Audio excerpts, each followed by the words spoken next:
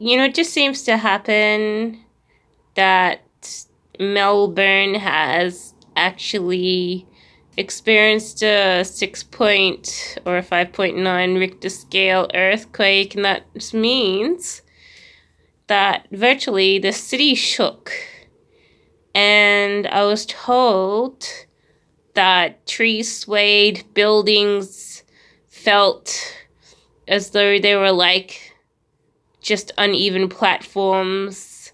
Everyone felt at risk. People were on the streets, people were in their apartments, in their houses, all wondering what they felt because when I lived there, I felt an earth tremor. There was an earthquake ages and ages away, and then the tremor, the aftershocks reached where I lived, and it was like 12 o'clock at night, and everything just started to shake all of a sudden, and I was sort of looking at a mirror and looking at a window and thinking, oh, what is that? And then I think that's obviously what a lot of other people, but this seemed like a bigger scale aftershock than what I had experienced because I just felt some trembling for a few seconds and then it was gone. And I was like, oh, what was that? Was that an earthquake? And then, of course, when I turned on the news in a few hours later, there were reports of an earthquake and earth tremors reaching certain vicinities. And I was like, oh, that's what I felt because there was an earthquake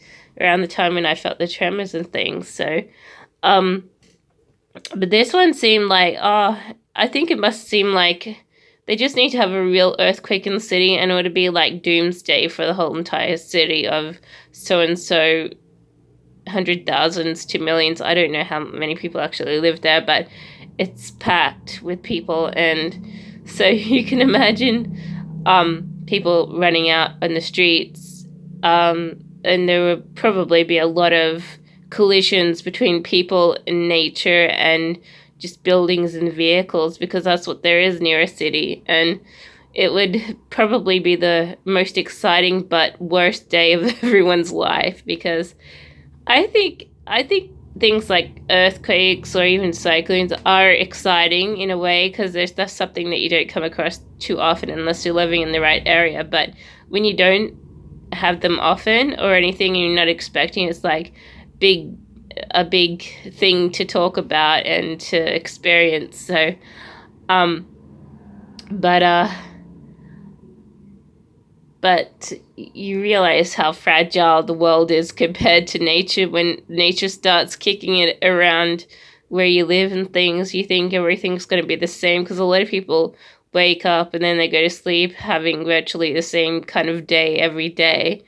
And then something like nature comes in and starts, being catastrophic near where they usually spend just an ordinary day waking and sleeping. And it's like, it's just far out, how much the world balance can alter so that people feel vulnerable or fragile against something as big as the environment. Because I know people think of the sun and the moon, things that are far away in regards to environment, but when you realize the whole world is the environment, it's a huge thing when things start going environmentally wrong near where you live and things. Um so I can definitely relate, and I can definitely sort of see how shook up people could be in the few seconds it takes to experience an earth tremor and things. And people closer to any earthquake, if there are any, would probably have a most frightening experience. But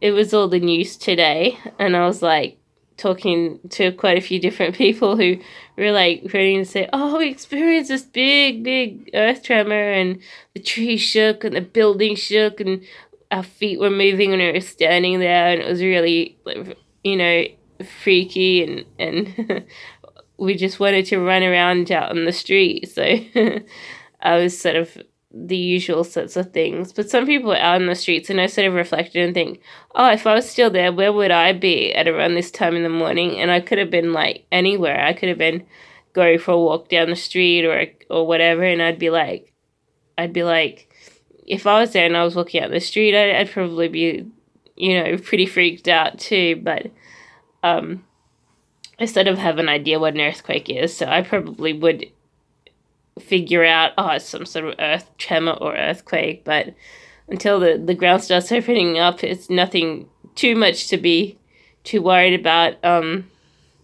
So it's usually just a tremor that repercussions from the country areas, so or the outskirt areas. But I was told this time it was near the mountains, so I thought I would think it's out in a different direction, but they said, the earthquake came from near the mountains, and I was like, really? Because that's really odd. I would have thought it was coming from across the bridge and beyond. There's a big wide country stretch from the bridge, and I was like, that would have been weird that the earthquake was actually near the mountains, because the mountains is only like 30 minutes drive away from the city, so it's pretty close.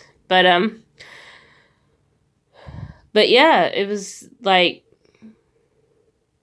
I know 6 isn't the highest scale. I mean, when it gets to 7 or 8, people are screaming, but but it's still a pretty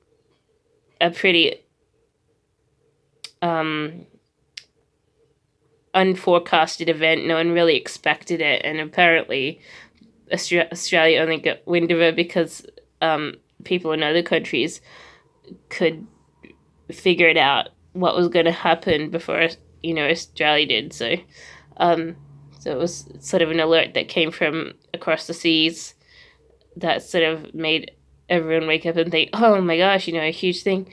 But even here, like, I've been thinking, like, even here, if the weather changed and things got scary, I can imagine I'd be pretty scared. We get huge lightning sometimes, so it just has to be like a storm or something,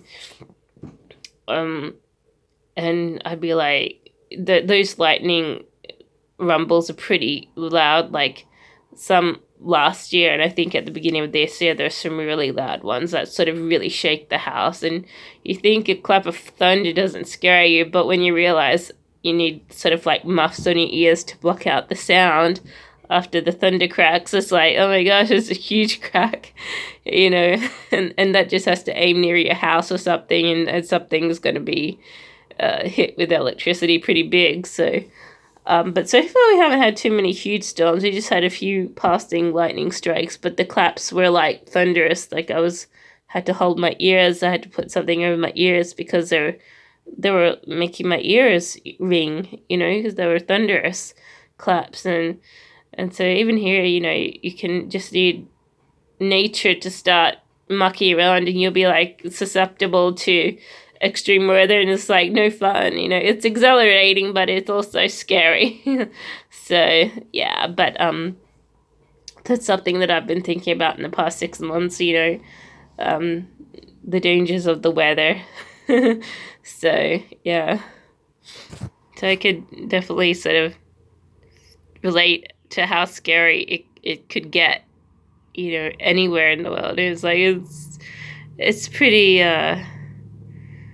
unpredicted. It's pretty scary.